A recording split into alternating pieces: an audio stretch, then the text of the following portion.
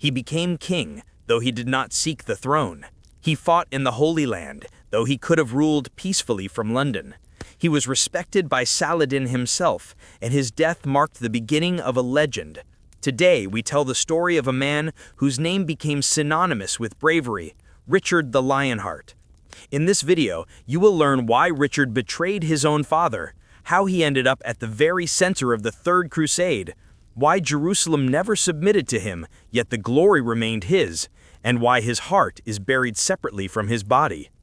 But most importantly, you will see how this man became a legend, Richard the Lionheart, knight, king, warrior, and symbol of an entire era.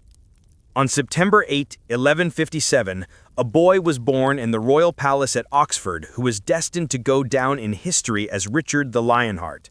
He was the third surviving son of King Henry II of England and Eleanor of Aquitaine, a woman who was in no way inferior to her husband in ambition, character, or influence. His birth did not cause a political sensation. His older brother, Henry the Young King, was considered the heir. No one yet knew the role the younger Richard would play in the fate of the empire. But the blood flowing in his veins united two powerful dynasties. His father was the ruler of the Angevin dynasty, holding the titles of King of England, Duke of Normandy, and Count of Anjou, Maine, and Touraine.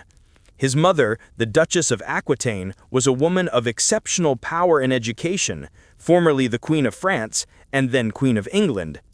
As her dowry, she brought her husband vast territories in the south of France, making him the ruler of an extensive Anglo-Norman empire stretching from the borders of Scotland to the Pyrenees. Richard was born into a family where politics was inseparable from personal feelings. Henry II was famous for his stern temper and cold calculation, while Eleanor was distinguished by her love of freedom, sharp mind, and desire to participate in governance. Their union, cemented by politics, was full of conflict and hidden rivalry. It was in this atmosphere that the future heirs, Henry, Richard, Geoffrey, and John, were formed. The eldest, Henry the Young King, received the crown during his father's lifetime, but received no power. Geoffrey became the Duke of Brittany.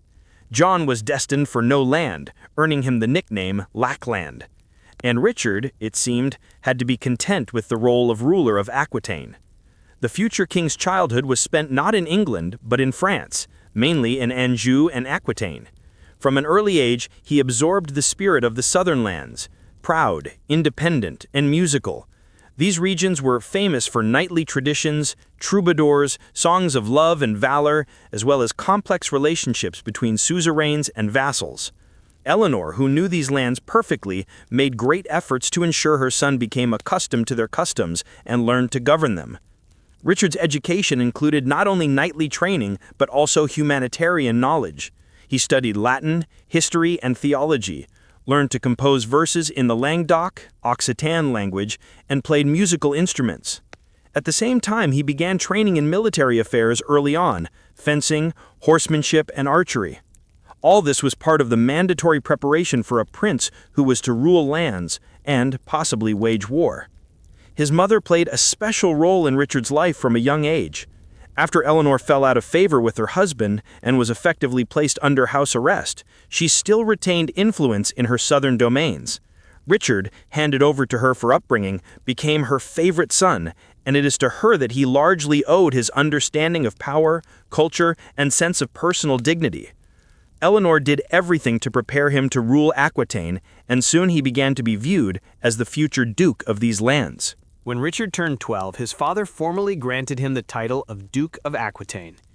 This gesture was not only a show of trust, but also part of Henry II's complex political game, attempting to balance the ambitions of his sons while simultaneously maintaining control over their lands. In reality, the young duke received duties rather than power, pacifying local barons, fighting rebellions, and building relationships with difficult vassals. All this became a true school of governance for Richard. He learned not from books, but from life. Chronicles mention that as a teenager, he participated in suppressing a baron's revolt in Saintonge. There, he first encountered betrayal and the unreliability of allies, seeing that military valor is only part of power, while politics requires flexibility, patience, and calculation. These impressions taught him caution and resilience early on. Parallel to this, his talent as a poet and singer developed. Many contemporaries noted that Richard mastered the art of composing and performing songs no worse than professional troubadours. One such song, written much later in captivity, has come down to us and testifies to his poetic gift and depth of soul. This side of Richard's personality, a rare combination of warrior and poet, added to his charm and made him especially popular among the knighthood. By the age of 15, Richard was already a mature youth, tall, stately, with reddish gold hair and a piercing gaze. He was respected for his military skills, decisiveness, and directness. He was not prone to diplomatic politeness and preferred to speak his mind. This made an impression, especially against the backdrop of court intrigues and ambiguity that reigned at Henry II's court. While his older brother, Henry the Young King, received empty titles and participated in ceremonies, Richard was learning to govern a rebellious province in practice. It was here, in southern France, that he gained independence, realized his own strength, and began to see his destiny not as a secondary prince, but as a leader. By the time he came of age, he was no longer perceived as a younger brother. He was the Duke of Aquitaine, albeit nominally, and a person whose opinion had to be reckoned with. His future began to take shape, and within him, a growing sense of his own calling was preparing for the first open clash with his father. In the second half of the 12th century, Henry II Plantagenet's empire seemed strong and unshakable, but cracks were already beginning to form behind the facade of its greatness. The king, controlling England, Normandy, Anjou, Maine, Touraine, and Aquitaine, dreamed of a solid dynastic legacy. However, he himself planted the seed of discord in his family. He thought that if he gave each son a title and a portion of the lands, but without transferring full power, he could balance them against each other. But he underestimated their ambitions and the intensity with which each of them craved to be more than just a prince in their father's shadow. In 1170, Henry proclaimed his eldest son, Henry the Young King, as king while the father was still alive, not to transfer power, but rather as a political symbol. This decision only exacerbated the tension. The young king had a crown, but no income and no real governance. And Henry II, still controlling all key territories, was in no hurry to yield any of his vast domain. Under these circumstances, 3 years later, the first major rebellion against the king broke out. Its initiators were 3 sons, Henry the Young King, Richard, and Geoffrey, with the support of their mother, Eleanor of Aquitaine. The cause of the revolt was the sons' desire to receive their share of power and their disagreement with their father's attempt to endow the youngest, John, with lands, without providing anything to the others. Eleanor, concerned about the infringement on the rights of her older sons and the strengthening of John's influence, supported the rebellion and tried to escape her husband's supervision, but was captured en route and imprisoned, where she would remain for many years. In this uprising, Richard operated mainly within Aquitaine. He was already recognized as Duke and considered these lands his lawful domain. He fortified castles, gathered troops, and negotiated with local barons, promising them support and autonomy. In Poitiers, in the castle where his grandfather William X once ruled, he prepared for defense and counted on support from Paris. The French King Louis VII, Eleanor's ex-husband, supported the rebels, seeking to weaken England's influence in France. However, Henry II's campaign was decisive. He moved with an army through Normandy and gradually began to suppress the rebellion. He managed to win barons over to his side and took advantage of the fact that the rebellion was poorly organized. Richard, like his brothers, was forced to admit defeat and lay down his arms. Henry, in the spirit of his pragmatic rule, forgave his sons, but this forgiveness was formal. Eleanor remained in prison. John received lands, and the older sons lost hope for independent rule. After the rebellion, Richard returned to Aquitaine, but not as a rebel, rather as a representative of royal authority. Henry II tasked him with restoring order in the southern domains.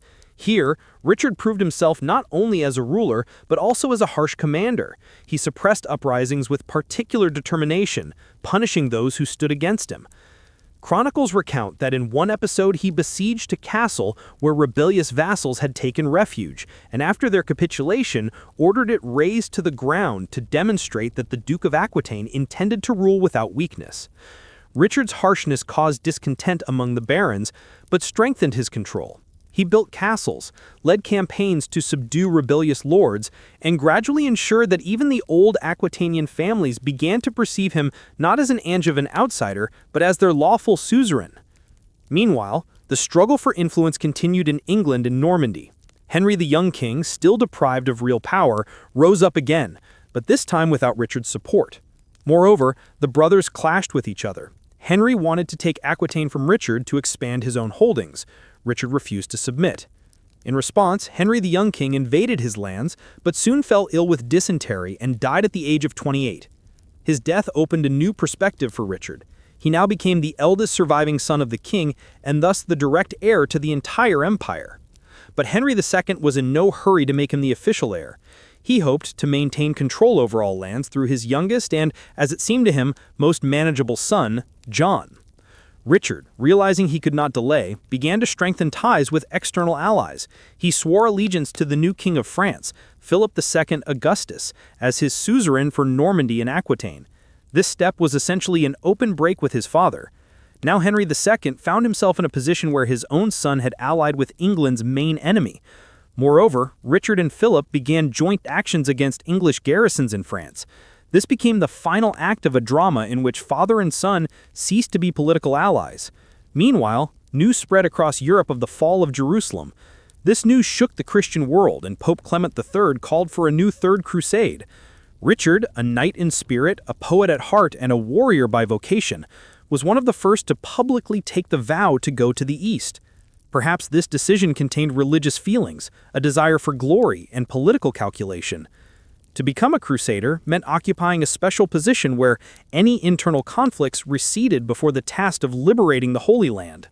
But before Richard could set off on the crusade, he faced one more decisive battle against his own father. By the late 1180s, the confrontation between Richard and his father entered its final phase. After decades of tense relations, mutual suspicion, and political intrigue, it became clear dynastic power could no longer coexist with the personal will of each of them. Henry II, despite failing health, continued to stubbornly hold on to control of the empire and avoided officially recognizing Richard as his heir. On the contrary, he encouraged his youngest son, John, and tried to pit him against his older brother, hoping to maintain balance through animosity between the sons. Richard, realizing there was no other path to power, concluded an alliance with Philip II, the young and energetic King of France, who was not averse to weakening England's influence on the continent. Richard paid homage to Philip for Normandy and Aquitaine, an act that was almost treason from the English crown's perspective, but politically, it was a precise and calculated move.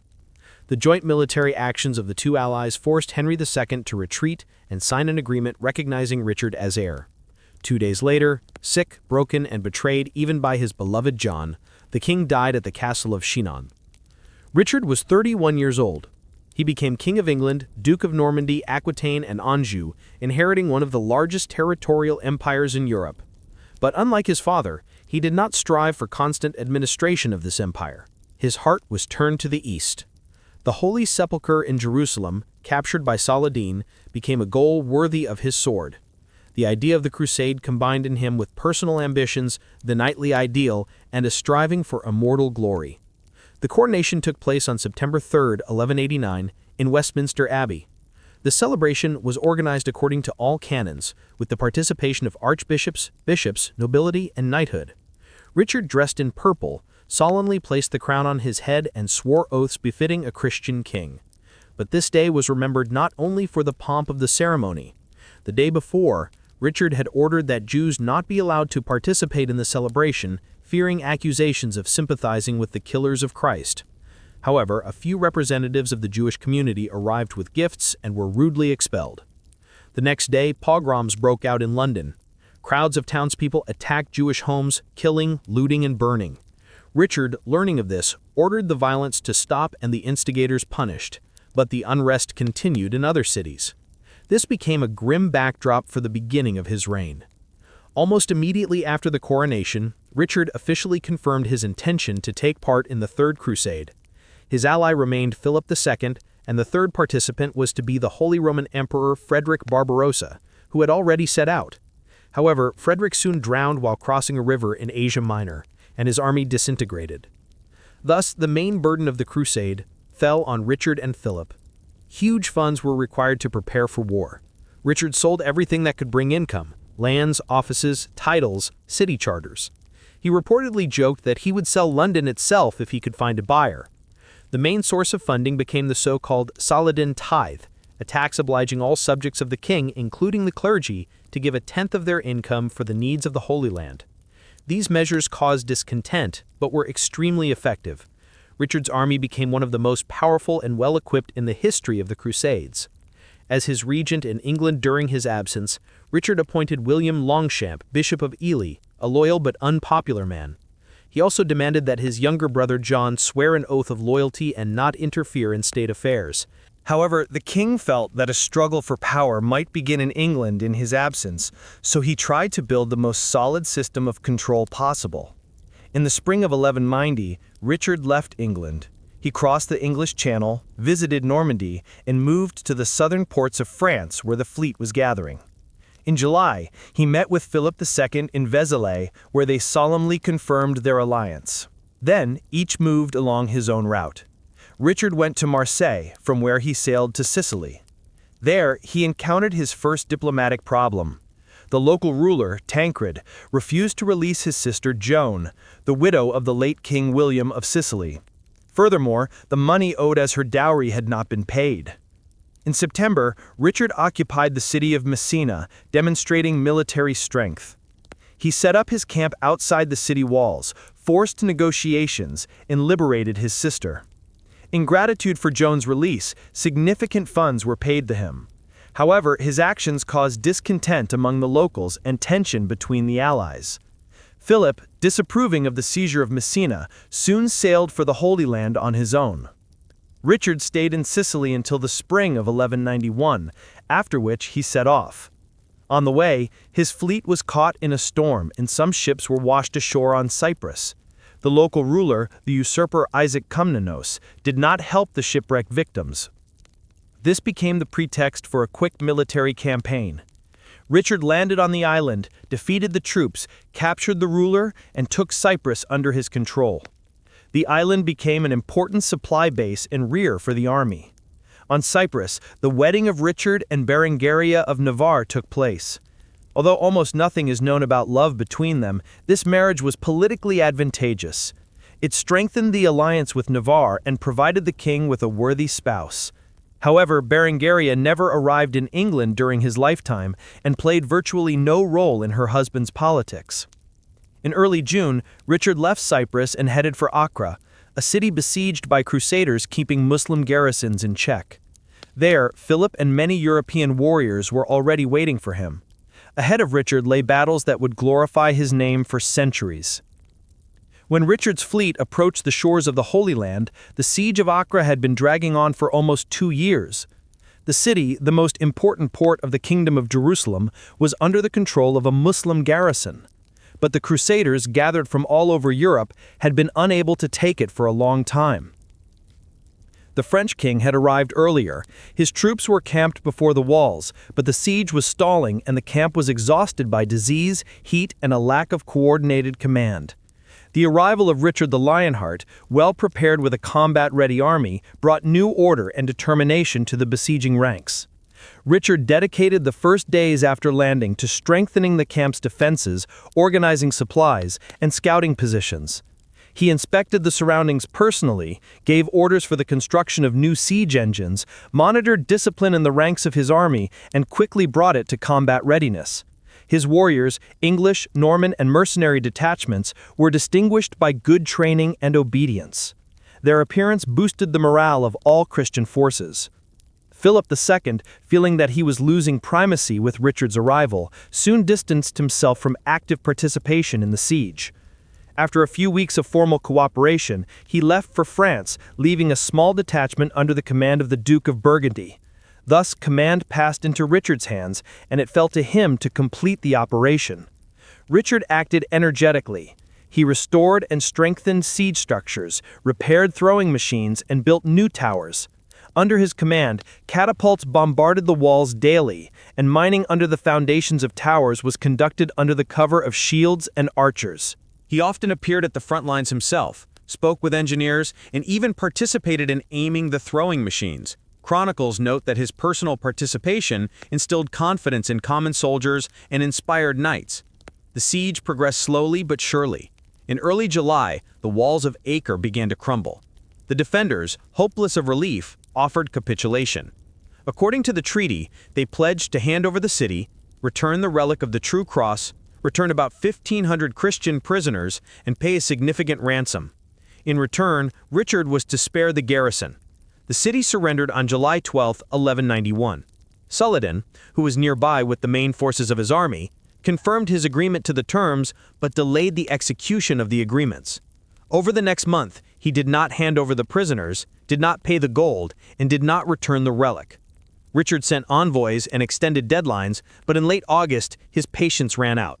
In full view of the city walls, from where Saladin could observe the proceedings, about 3,000 Muslim prisoners were executed by Richard's order. This was a demonstration of resolve. The king believed that failure to fulfill the treaty threatened trust in future negotiations and undermined the authority of the Christian camp. The execution, carried out in an organized and public manner, caused horror and condemnation from some allies. But Richard remained unwavering in his decision. After taking Acre, he did not linger. He strengthened the garrison in the city, established supplies, and began preparing for a march along the coast toward Jaffa. This direction was chosen with calculation. Advancing along the coastal strip allowed for naval support and avoided deep incursions into the interior of Palestine, where Saladin's army could impose less favorable battle conditions. On September 7th, as the troops marched in battle order along the forests between Caesarea and Arsef, an attack began. Saladin's army crashed into the rearguard. Arrows, shouts, rapid cavalry raids. Muslim warriors attacked, disappeared, and returned again, trying to disorganize the formation. Richard had prepared his commanders in advance. The infantry marched in tight columns. Knights were ready to repel assaults. Crossbowmen covered the flanks. He waited, not allowing himself to be drawn into an impulsive skirmish. When the onslaught intensified and a detachment of Templars launched a counterattack on their own initiative, Richard did not stop them. He saw an opportunity in this and ordered a general offensive. In the center of the battle order, he personally stood at the head of the knightly cavalry and led it in a breakthrough. The blow was crushing. The Muslim army wavered, tried to regroup, but under the pressure of heavy cavalry, began to retreat. Hundreds of fallen warriors remained on the fields of Arsuf. And for the first time since the beginning of the campaign, the Crusaders won a convincing victory in open battle. The Battle of Arsuf was a turning point. It demonstrated that the Christian army was capable of fighting in an organized manner, withstanding blows, and delivering counterstrikes. The victory raised morale, strengthened Richard's position as the undisputed leader of the Crusade, and created a new strategic foothold, the city of Jaffa, where the army soon arrived. There, Richard spent several weeks fortifying defenses, arranging supplies, and preparing for a new stage, the march on Jerusalem. But before moving on the Holy City, he had to realize that victory on the battlefield is not always a sufficient condition for achieving the goal. Ahead lay not only battles, but also complex negotiations, because on the other side of the desert stood a ruler unbroken by defeat, and too intelligent to allow himself a new one. After the victory at Arsuf and the capture of Jaffa, Richard the Lionheart's campaign reached a new stage. Military actions gave way to a more complex and subtle struggle: diplomacy. Richard's main opponent remained Saladin Yusuf ibn Ayyub, a ruler known in Europe as Saladin, who not only commanded one of the strongest armies in the Islamic world, but also possessed authority stretching from Egypt to Syria. He was an experienced commander, a devout Muslim, and a politician who knew how to unite the conflicting interests of rulers and tribes. Despite the defeat at Arsuf, Saladin was not vanquished. His troops retained combat capability. Fortresses in central Palestine had not surrendered, and the army's morale remained high. He understood that the front had stabilized, but the threat of an assault on Jerusalem was becoming increasingly real. Richard, in turn, saw that the Christian army was tired, its numbers were dwindling, and supplies were becoming difficult as they advanced deeper into the country. In this atmosphere, a series of negotiations began, behind which lay much more than just an exchange of peace terms. Richard, unlike some Western barons, treated Saladin with respect. He did not perceive him as a savage or a godless man, but rather as an equal, a ruler waging war in the name of faith and political duty. This respect was felt in the tone of messages and diplomatic phrasing. There were no curses, malice, or arrogance, only firmness, persistence, and the understanding that a strong opponent stood before him. Saladin responded in kind. He admired Richard's personal bravery, noted his honesty in battle, simplicity in daily life, and directness in negotiations. In the chronicles of Muslim authors, he is referred to as Malik al-Inkitar, King of England, or the King Knight. They spoke of him as a man who ate the same food as his soldiers, slept in field conditions, did not complain about hardships, and did not demand exquisite comforts. Such restraint commanded respect even from those who considered him an enemy. During the drawn-out negotiations, a tone was established between them that chroniclers later called mutual nobility. Although they never met in person, a constant diplomatic channel existed between them through emissaries, clergy, translators, and family members. According to legend, a possible dynastic union was even discussed once. Supposedly, Saladin proposed marrying his brother to Richard's sister Joan to transfer Jerusalem to both of them as a symbol of unity. However, historians consider this plot a later invention appearing in the 13th century. No such plans were recorded in the chronicles of the Crusades' time. Nevertheless, diplomatic politeness was accompanied by real gestures. When Richard fell ill, likely with malaria or typhus, Saladin sent him a doctor and baskets of ice and fruit. When the Muslim commander lost his sword, Richard returned it through intermediaries.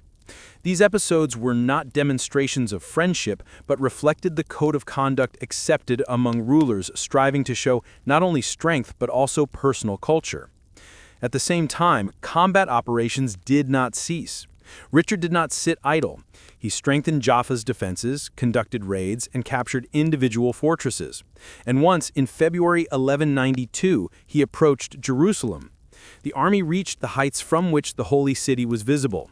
But Richard understood that even if he managed to take Jerusalem, it would be impossible to hold it without strong defenses, sufficient supplies, and constant reinforcements from the sea. The papal goal of returning the Holy Sepulchre took a back seat to strategic reality. A second approach to Jerusalem took place in the summer of the same year, but even then, despite pressure from knights, clergy, and allies, Richard again rejected an attack. This decision was difficult. It caused discontent in the camp and disputes among commanders, but it allowed the army to be preserved. Richard chose to save his strength for negotiations, rather than squander it in an assault doomed to the subsequent abandonment of the city. Meanwhile, Saladin strengthened fortresses, held the front, and himself increasingly leaned toward the necessity of making peace. Muslim forces were at their limit. Recent victories did not cover all losses, and resources were dwindling. He needed to keep Jerusalem, but he understood that if he did not reach an agreement, there would be a new invasion, a new assault. In September, an agreement was signed between the parties. It was not called a peace, but practically meant the cessation of war.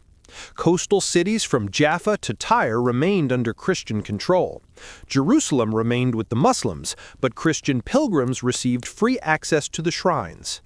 The truce was concluded for a period of 3 years and 8 months. Chronicles recount that after signing the treaty, Richard and Saladin again exchanged gifts. One sent a hunting falcon to the camp, the other a silken garment. They never saw each other in person, but each knew he had dealt with a worthy opponent. Their relationship became a symbol not only of military struggle, but also of a rare example of mutual respect between enemies, remembered by both the East and the West. Thus ended one of the most famous episodes of the Third Crusade. The war brought neither decisive victory nor final defeat, but left behind the image of two men, not just warriors, but sovereigns who understood the price of peace and the meaning of honor. When Richard left the shores of the Holy Land, he left behind not only battles, camps, sieges, and diplomatic negotiations, but also years that changed his destiny and the face of Europe. He left Jaffa with the realization of a duty fulfilled. Although Jerusalem remained in Muslim hands, the honor of the cross was preserved, the coast fortified, and pilgrims guaranteed access to holy sites. Now the king had to return home, to an empire he had not seen for almost 4 years, where enemies were already raising their heads, and where his name was becoming a symbol of either hope or threat, depending on who was speaking. He traveled by sea, but a severe storm scattered his escort, and the ship carrying the king was washed onto the Adriatic coast, not far from land belonging to the Babenbergs, the Dukes of Austria. It was with one of them, Leopold V, that Richard already had a conflict both sides remembered. During the siege of Acre, after the city's capitulation, Leopold raised his banner next to the royal standards, which Richard perceived as a display of inappropriate vanity. By his order, the Austrian banner was torn down and thrown from the tower into the ditch. For the proud duke, this was a public humiliation he did not forgive. Realizing the danger, Richard did not cross Europe with royal regalia. Disguising himself as a merchant and taking a fictitious name, he moved toward the German lands, hoping to pass through incognito. However, the journey turned into a failure. In late December, he was identified. According to one legend, his servant, unable to hide court habits, aroused suspicion by buying expensive gloves or wearing a too luxurious belt. Be that as it may, Richard was seized by Duke Leopold's men and imprisoned at Dürnstein Castle, a gloomy fortress standing on a rock above the Danube. From that moment his fate was in the hands of enemies. The Duke of Austria had no formal right to hold a king, but soon he handed the prisoner over to Emperor Henry VI, ruler of the Holy Roman Empire. The emperor, hostile to Anglo-Norman influence in Europe and interested in strengthening his own position, saw in Richard a hostage capable of bringing not only political influence but also a huge sum of money. Richard's capture became a sensation. News of it quickly spread across Europe, causing alarm in England, jubilation in France, and excitement at the court of John Lackland. Richard's younger brother, who had long dreamed of the crown, did not hide his intentions. He began establishing contacts with Philip II, hoping to seize power with his support.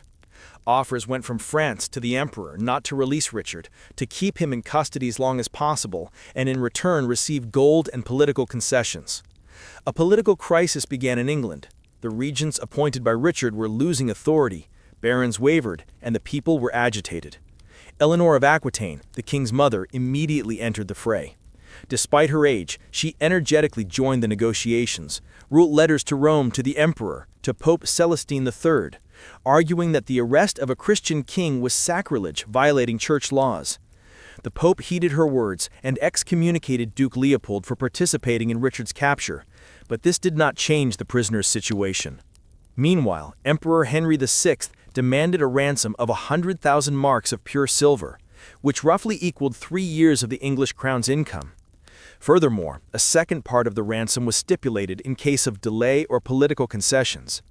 Collecting such a sum became a colossal task. A special tax was announced in England, churches handed over their chalices, monasteries donated treasures, and ordinary people gave up silver coins and jewelry. The country, barely recovered from taxes for the Crusade, paid again, but now to return its king. Richard, meanwhile, spent almost a year and a half in captivity. He was held first at Dürnstein, then at Trefel's castle.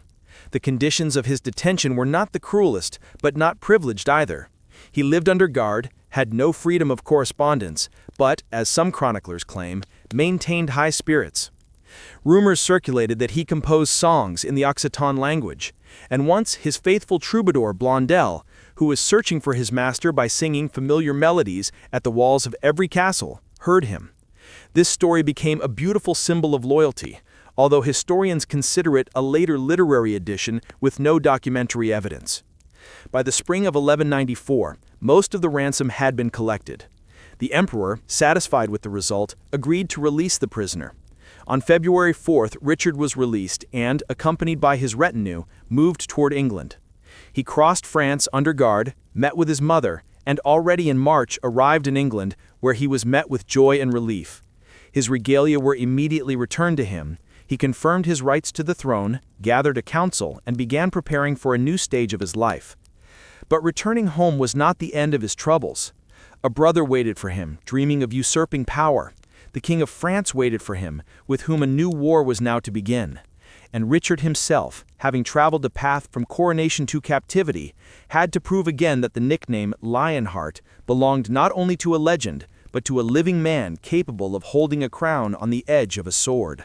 When Richard the Lionheart stepped onto English soil, he was met not only with joy but also with anxiety.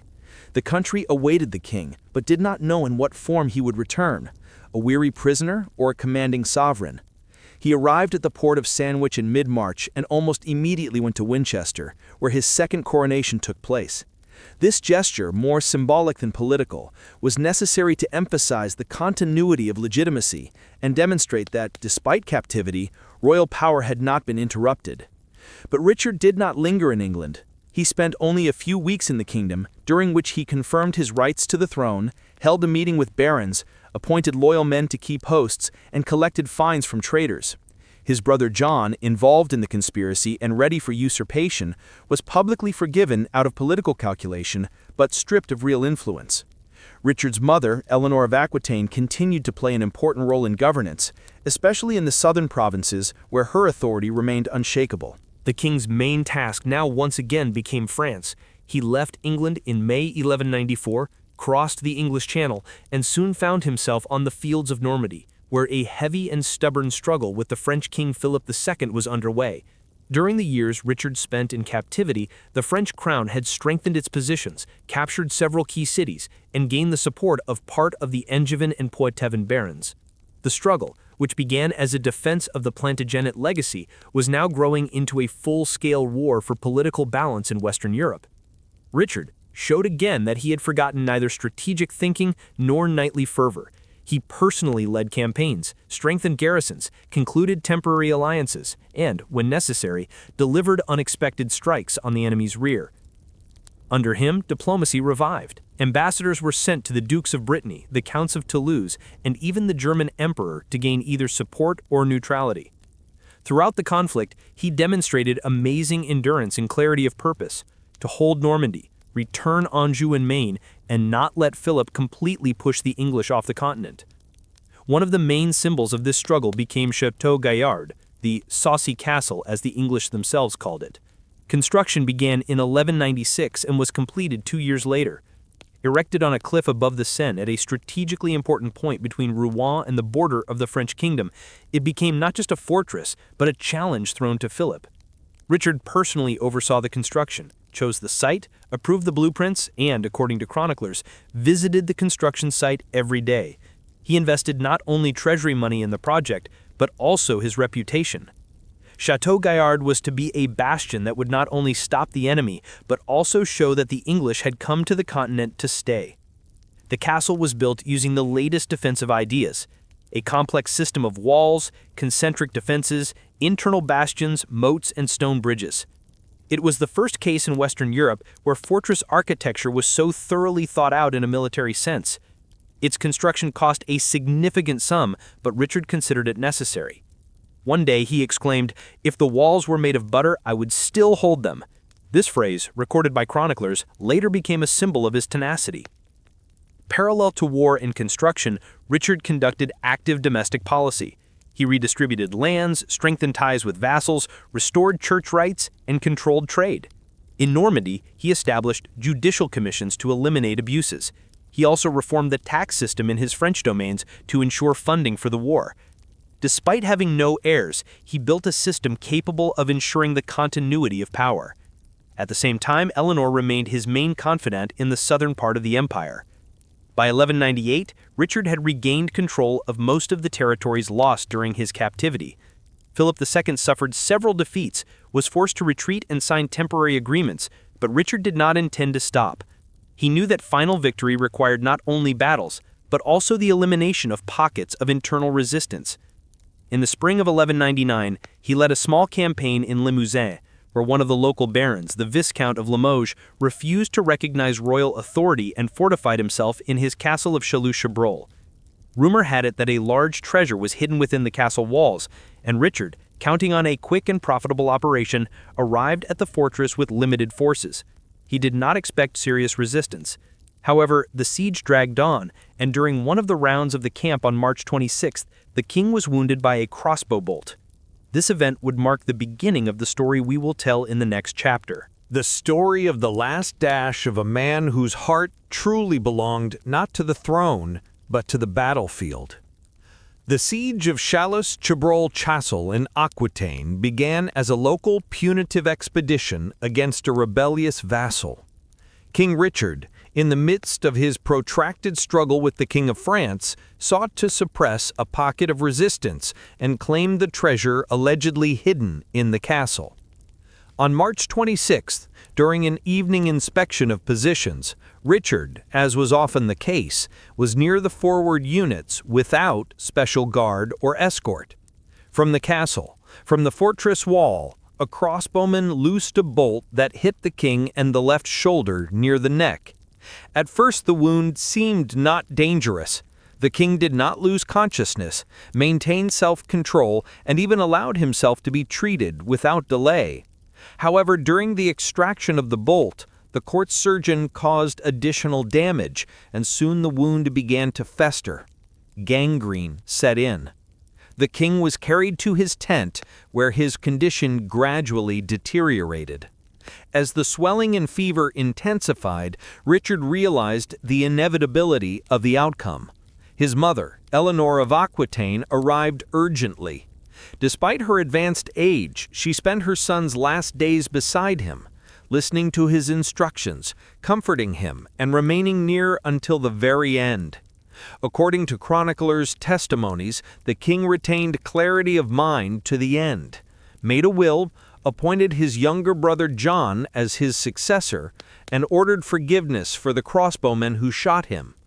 The shooter's name has been preserved in chronicles, Pierre Basile. According to accounts, he was a youth acting on his own initiative without his lord's order. Richard, learning of this, supposedly said, "Let him go. He executed God's will." However, after the king's death, the siege commander ordered Pierre subjected to a cruel execution, despite the royal pardon. Richard died on the evening of April 6, 1199, 11 days after being wounded. His last words were addressed to his mother. "Do not weep, mother, for I die as a king." This phrase may be a legend, but it is deeply rooted in the historical image of a monarch meeting death with dignity. Richard's body, by his will, was buried in several parts. His heart, as a symbol of loyalty to Normandy, was sent to Rouen, the capital of his continental domains, where it was interred in a silver casket at the cathedral.